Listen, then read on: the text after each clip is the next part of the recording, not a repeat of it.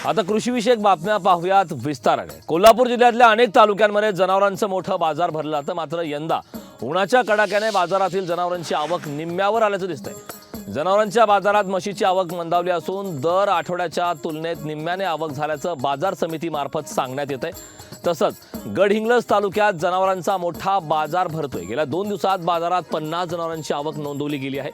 मागणी अभावी व्यवहार जेमतेम दिसत असून जनावरांचे दर हे 40,000 ते 1 लाखांपर्यंत स्थिर आहे। शेळ्या मेंढ्यांची आवक अत्यल्प असून बैलजोड्यांची आणि गायीची आवक झाली नाही।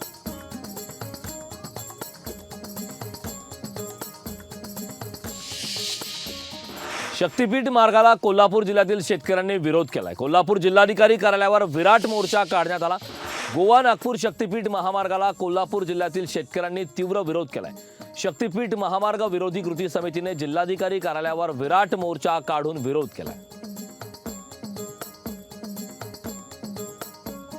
मोर्चा काढण्याचं कारण आम्ही विकासाला आमचा विरोध कुठेही नाही आहे। सरकारला जर काय सुधारणा करायचं आहे त्या मार्गांमध्ये सुधारणा करू देत का दुसराच एक वेगळा मार्ग काढायचा, जणू काय फार मोठा तिथं कुठली दळणवळण आहे, फार मोठं कुठलं काय आहे, तिथं काय उत्कर्ष होणार आहे या देशाचा राज्याचा, ह्यात काही नाही। आणि म्हणून आमचा तीव्र विरोध ह्याला राहील। जमिनी आमच्या देणार नाही, आम्ही जमिनी आमच्या देणार नाही आणि हा महामार्ग रद्द करावा सरकारने। आणि हे जे पैसे खर्च करणार आहे त्या रस्त्यांवरती करा खर्च।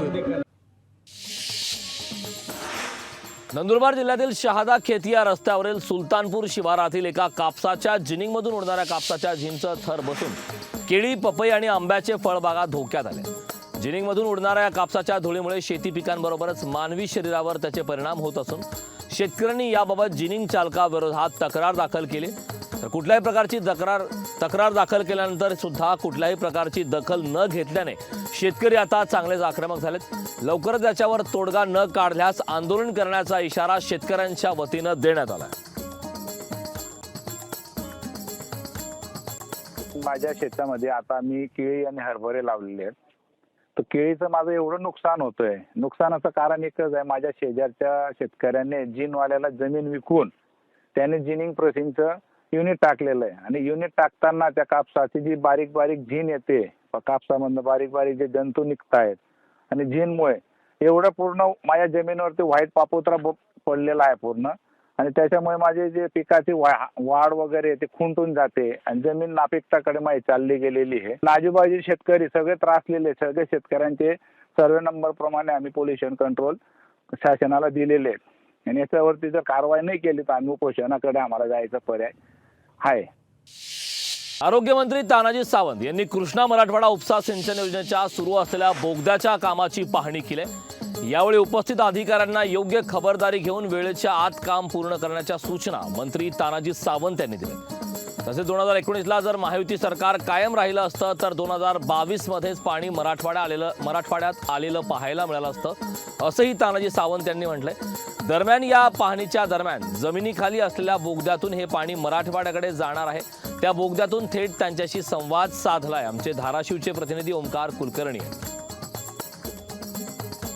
राज्याचे आरोग्यमंत्री तानाजी सावंत जे आहेत ते या मराठवाडा कृष्णा उपसा सिंचन योजनेच्या कामाची पाहणी करतायत। या ठिकाणी जर आपण पाहिलं तर आपण गेल्या अनेक दिवसांपासून हे पाणी आपण मराठवाड्यात आणू असं दावा करताय। आज आपण पाहणी देखील करण्यासाठी या ठिकाणी आलेला आहात। काय पाहणी करताय, नेमकं काय सूचना केलेल्या आहेत या ठिकाणी? तुम्ही बघितलं असेल ज्या ठिकाणी आपण आज तुम्ही माझी बाईट घेताय इथून हार्डली 500 मीटरवरती उजनी धरण आहे, 500 मीटरवरती। आणि जवळपास 27 किलोमीटरपैकी 24 किलोमीटरचा टनेल पूर्ण तयार झालेला आहे। त्याचं मागं लायनिंगचंही काम चाललेलं आहे, व्हर्टिकल आणि हॉरिझॉन्टल म्हणजे बॉटमला, लक्षात। आणि टनेल ज्या पद्धतीने केलं त्याचं ब्लास्टिंग केल्यानंतर टनेल केलेलं आहे। ह्या इंजिनियरचं खरं तर पाठीवरती थाप टाकली पाहिजे, ह्यांचं स्किल। आणि आपण म्हणतो ना की आमची टेक्नॉलॉजी, आमचं हे सगळे आपली इंडियन टेक्नॉलॉजी आहे, आमचे इंजिनियर्स आहेत हे सगळे। उजनीच्या त्या ठिकाणी गेट बसवायचं काम चाललेलं आहे। ज्यावेळेस ते गेट बसेल, गेट बसल्यानंतर त्याच्या समोरचा जो शाफ्ट 600 मीटरचा आहे तोही आज त्याच्या अपोजिट साईडनं ब्लास्ट करायचं काम त्या ठिकाणी चाललेलं आहे।